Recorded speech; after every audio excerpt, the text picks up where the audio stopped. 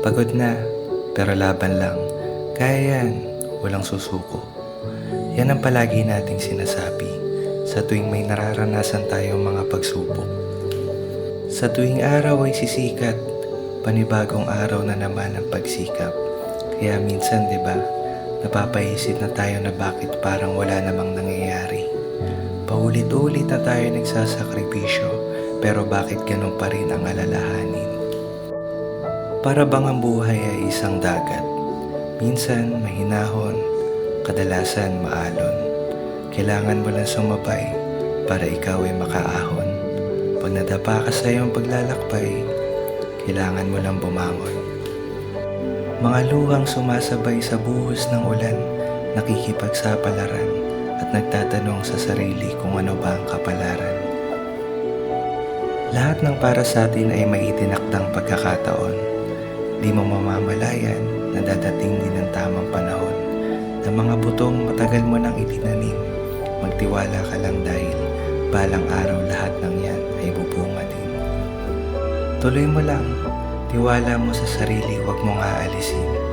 Habang oras ay tumatakbo, di mo mapapansin, mga problema ay parang bulang maglalaho. Kahit maraming tao ang umusga sa'yo, maniwala ka lang sa sarili mo. Huwag kang mag-alala sa sinasabi ng iba dahil iba ang nakikita mo sa nakikita nila. Tulungan natin ang mga sarili natin. Alam nating hindi magiging madali. Lagi lang natin tatandaan na hindi sumuko kailanman ang mga nagwawagi. Kaya huwag kang panghihinaan. Lahat tayo natututo sa laban. Minsan hindi talaga sasangayon sa atin ang ikot ng mundo. Kadalasan nga mag-isa lang tayo at walang kasama sa laban habang isip ay gulong-gulo. Litong-lito sa paghahanap na makakapagpasaya sa atin, pero di natin napapansin na ang makakapagpasaya pala sa atin ay walang iba kundi ang mga sarili natin. Lagi mo lang isaisip na hindi mo makakamit ang tagumpay hanggat hindi mo nararanasan ang dagok ng buhay. At walang nagtagumpay na hindi dumaan sa ganyan. Dahil parte yan sa araw-araw nating pamumuhay. Walang kukuha kung hindi ka mag-aalok. Walang magbubukas ng pinto kung hindi ka kakatok. Lahat ng pader na nakaharang ay kayang gawing pinto. Dadalhin tayo sa kung ano ang iniisip natin. Ang kasiyahan ay hindi mo mahahanap kung hindi mo hahanapin. Ang hiling ay hindi mo makukuha kung hindi mo hihilingin.